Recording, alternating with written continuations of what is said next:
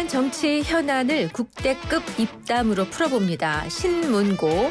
오늘도 신인규 변호사 나오셨고요. 특별히 박지현 전 민주당 비대위원장 모셨습니다. 어서 오십시오. 어서 오세요. 네, 안녕하세요. 반갑습니다. 네. 자, 저 먼저 지난 주말 뜨겁게 달궜던 이슈부터 여쭤보겠습니다. 윤석열 대통령이 구속 52일 만에 석방됐습니다. 법원이 이제 구속일자가 아닌 구속시간으로 계산해 이례적인 결정을 했는데 검찰은 즉시 항고를 포기했습니다. 상황 총평 짧게 들어보겠습니다. 예, 우선은 윤석열 대통령이 현재 내란 수괴 혐의를 받고 있고 네. 현직 대통령으로는 처음으로 피고인 신분이거든요. 네. 그래서 구속 기소가 돼서 이제 구속이 되어 있다가 이번에 구속 취소라는 아주 이례적인 네. 제도를 써가지고 석방이 됐습니다. 네. 그래서 저는 이게 이례를 겸한 아주 네. 이례적인 사안이다라는 생각이 들고요. 구속 취소라는 걸 원래 안 쓰는데 그 제도를 가지고 와서 이제 석방을 했다는 게 네. 첫 번째고, 또 하나는 그 논리를 지켜봐도 네. 원래는 그 법문에 의할 때도 날로 계산하게 되어 있는데 네. 최초로 시간으로 지금 판례를 변경하는 네, 식으로 네. 해서 이 성문법을 어긴 문제가 있고요. 또 마지막으로는 뭐 수사관할 거 문제도 있긴 합니다만은 뭐 그 부분에 대해서는 재판부가 판단했다라기보다는 의문이 있다 네. 이러면서 판단을 또 회피한 부분이 있고요.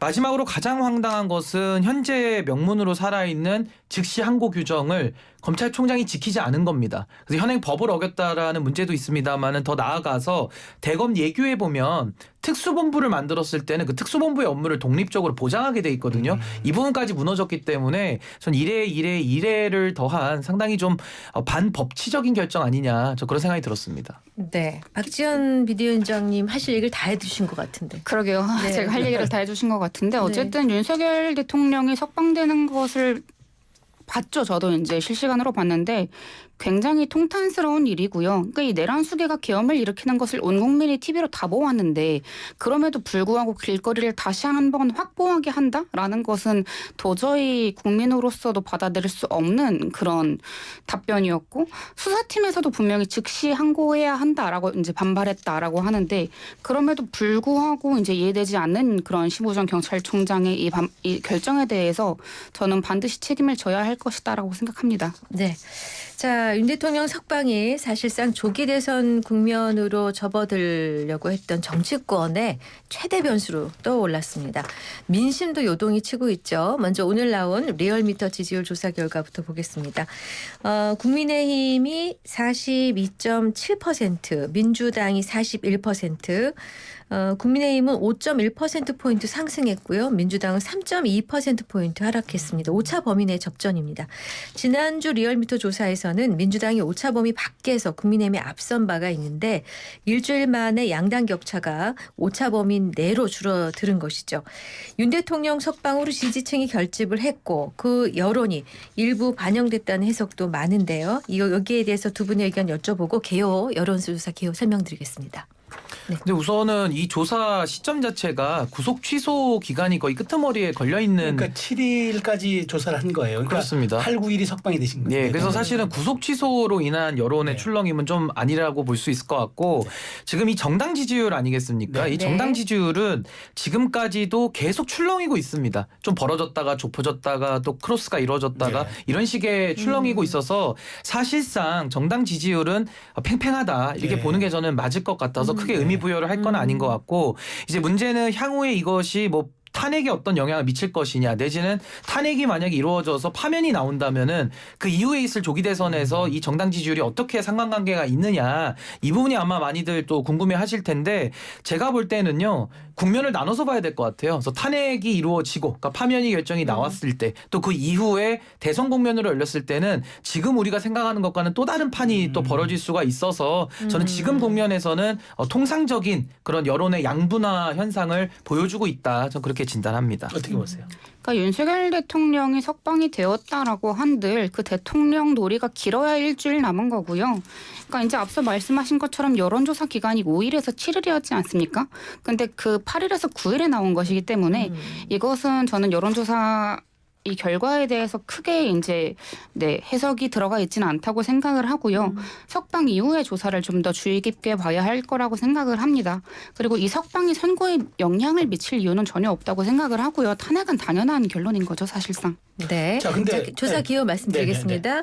리얼미터 조사는 에너지경제신문이 의뢰해서 지난 5일에서 7일 만 18세 이상 유권자 1,507명을 대상으로 조사했고요. 무선 100% 자동응답 방식으로 진행됐습니다. 자세한 내용은 중앙선거여론조사 심의위원회 홈페이지에 나와 있습니다. 그런데 두 분의 말씀과는 조금 별개로 정권 교체와 정권 연장에 대한 이 비율을 놓고 보면은 이게 굉장히 추세가 좀 달라요. 그러니까 지난주에 비해서 정권 교체 여론은 줄고 그만큼 정권 연장 여론이 높아졌습니다.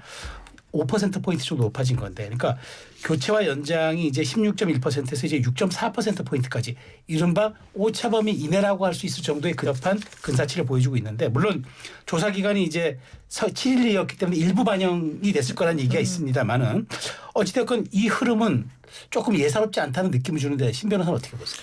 예, 뭐 우선은 여론조사 결과 자체는 좀 객관화돼서 우리가 받아들이고 해석할 필요가 있기 때문에 있는 그대로 보면 되는 것이고, 사실은 지금은 누가 뭐라고 하더라도 내란이 있은 이후에 이걸 지금 진압해가는 과정 중에 우리가 지금 가고 있는 거거든요. 네. 아마 그 진압이 본격적으로 그래도 완성됐다라고 하려면은 아마 대통령에 대한 파면 결정이 나와야 이 국민들이 갖고 있는 불안감이 좀 희석될 수 있다, 이런 생각이 들어서 아마 그때까지는 뭐 정권 교체든 정권 연장이든 이게 사실은 정당 지지율과 굉장히 비슷한 형태를 띌 수밖에 없다, 이런 생각이 들고요.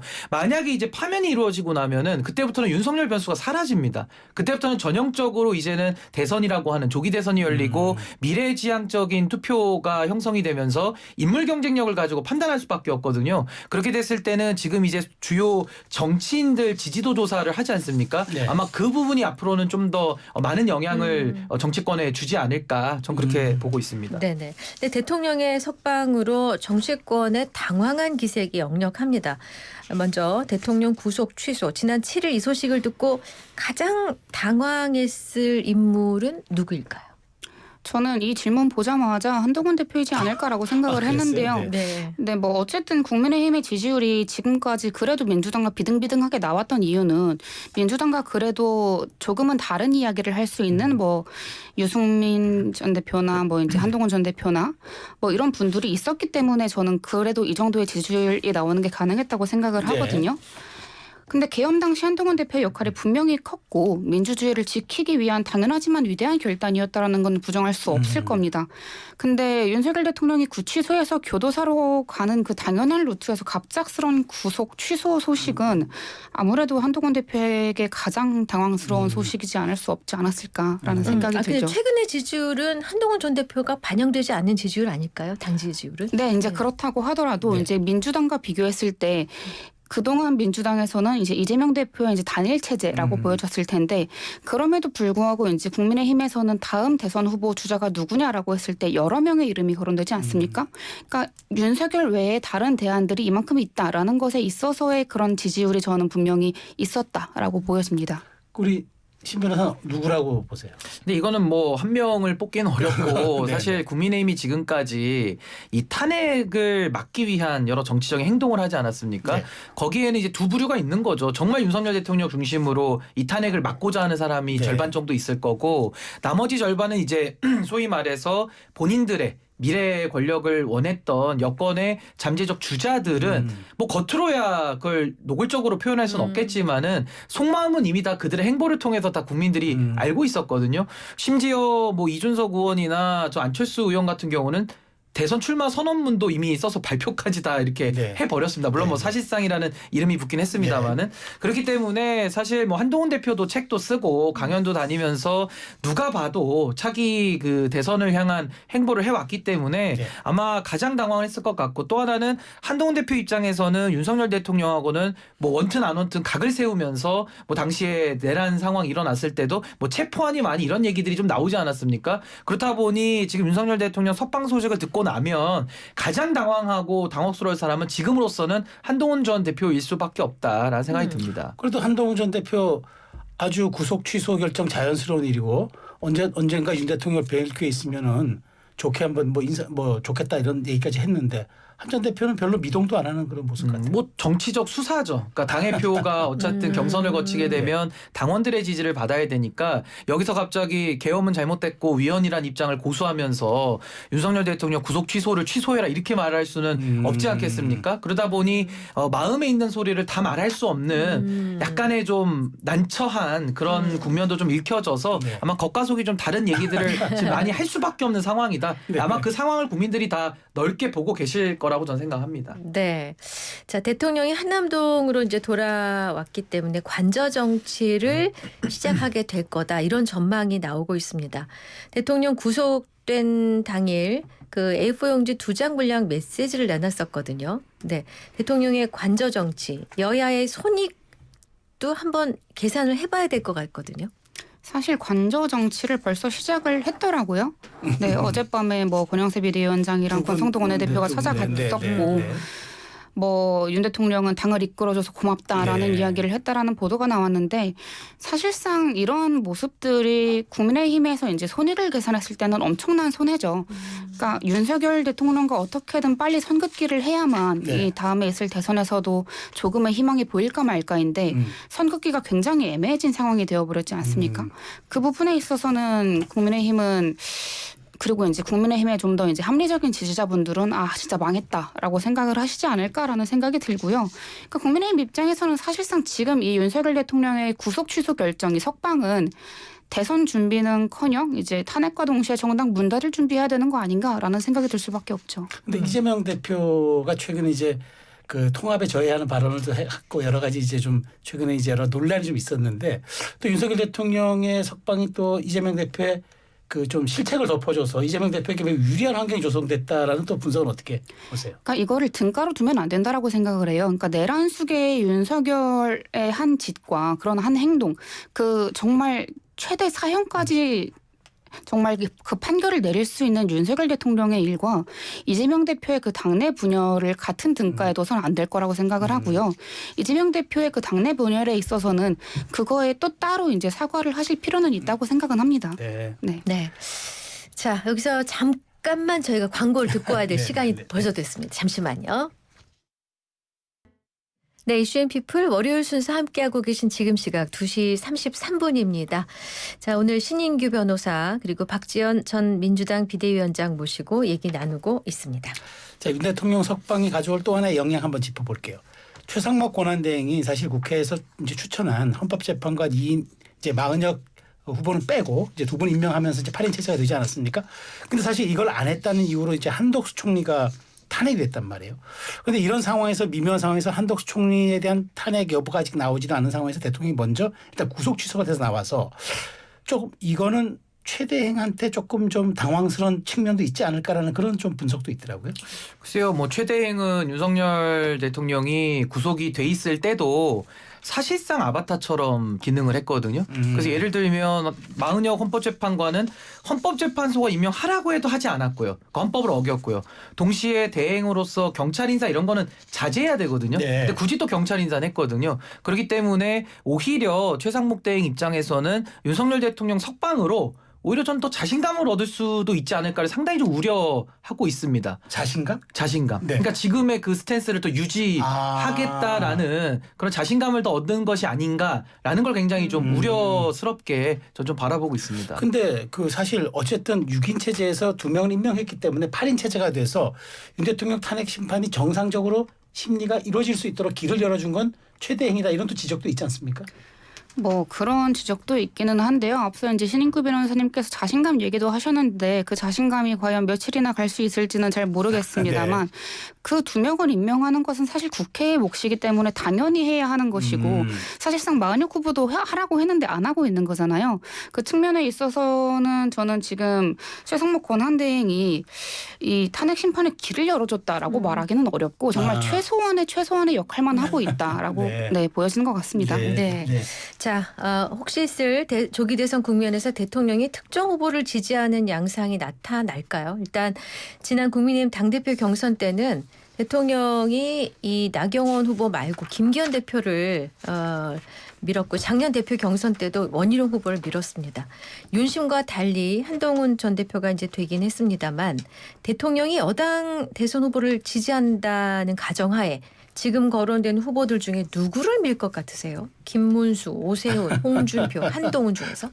아니 뭐 그 속마음은 다 알 수 없지만은 이 고양이가 생선 가게를 그냥 지나칠 일은 없습니다. 네. 기존에도 뭐 당 대표를 쫓아낸 적도 있었고 당 경선에는 아주 깊숙이 개입을 해서 여러 주자들을 그 못 나가게 만든 경험도 있고 하기 때문에 이번에도 윤석열 대통령은 본인을 위한 어떤 선거에 나름의 좀 개입을 하는 역할 전 적극적으로 수행하지 않을까라는 생각이 들고 네. 물론 그게 그 주자에게 도움이 될지는 모르겠습니다. 왜냐하면 국민들이 어제도 윤석열 대통령 석방됐을 때 거의 그 불법 계엄을 보는 것보다 훨씬 더 큰 충격을 좀 받았다고 보거든요. 아니 어떻게 내란 수괴 혐의를 받는 사람이 재판받다가 인권을 이유로 나올 수 있습니까? 그러니까 굉장히 저는 국민들이 충격을 받으셨기 때문에 과연 윤석열 대통령의 얼굴이 보이면서 그 윤석열 대통령이 지지를 받는 후보가 과연 이게 대선에서 유리할 것이냐. 물론 당심에서는 유리할 수 있을 가능성이 좀 있다고 봅니다만은 최종 후보가 돼도 저는 뭐 굉장한 발목을 잡히는 걸로 전 이해를 하고 있기 때문에 아마 지금으로서는 가장 유력한 분은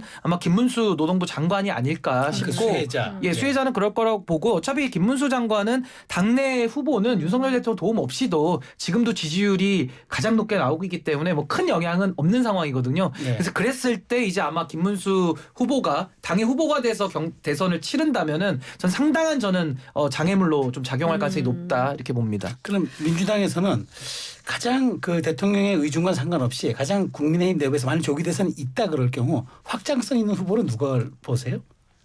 확장성 있는 후보라고 할 경우에는 저는 아무래도 한동훈 전 대표가 아닐까라고 생각을 하고 앞선 질문에 있어서 저는 솔직히 말씀드리면 네. 이 질문이 약간 불편한 게 내란 우두머리가 누구의 손을 들어주든 그게 뭐가 중요할까.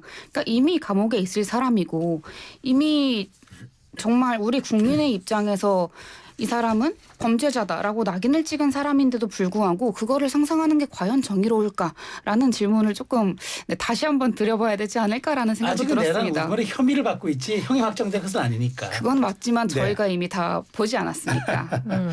자, 그런데 이제 그 좀 전에 저희가 이제 리얼미터 얘기를 한번 봤는데 이게 이제 문제는 이제 중도층이란 말이에요. 중도층인데 이제 정권 교체 여론이 아까 정당 지지율은 좀 서로 비슷하게 붙어 있지만 정권 교체 여론은 중도에서만 놓고 볼 때 60.4, 그다음에 정권 연장이 36.4 이러다 보니까 아무래도 이제 그 중도를 갖고 와야 될 그런 이런 상황에서 조기 대선이 있다 그러면은 국민의 입장에서 약간 딜레마일 수 있다 이런 분석이 있어요. 그러니까 지금 뭐 대통령 선거는 말할 것도 없고 모든 선거에서 결국에는 대한민국의 이 선거 체제 하에서는 중도층의 표심이 네. 결정하지 않습니까? 그럼 중도층이라고 하면은 얼마만큼 중도층이 선거장에 나오느냐. 그리고 나와가지고 그분들이 어떤 쪽으로 그 표심을 행사하느냐. 요게 이제 선거를 가르는 이제 크로스포팅 역할을 네. 하는 건데 지금 그 중도층이 조사 결과도 꾸준히 보시면은 네네. 정권 교체 여론이 훨씬 높습니다. 이건 뭐 일관된 흐름이거든요. 그렇기 때문에 저는 지금이야 뭐 양당 결집 비슷하게 뭔가 좀 구도가 형성되는 것 같아 보일 수는 있습니다만은 아마 선거가 열리게 되면 중도층을 누가 잡느냐 이제 여기에서 갈라질 걸로 보고요. 네. 그럼 중도층이 가장 원하는 게 뭘까요? 중도층은 본인의 안정 내지는 뭐 경제 성장 이런 쪽에 관심을 가지고 실용적인 투표를 하면서 진영을 옴나드는 사람들이거든요. 네. 그런 차원에서 이 내란 혐의 이거는 뭐 중도층에게는 뭐 더 이상 설명이 안 되는 부분 아닌가. 그래서 네. 저는 아마 이런 중도층의 정권 교체의 흐름이 더 높게 나오는 현상은 전 앞으로 선거가 이제 열리게 되면 네. 전 훨씬 더 유지 강화될 걸로 봅니다. 네.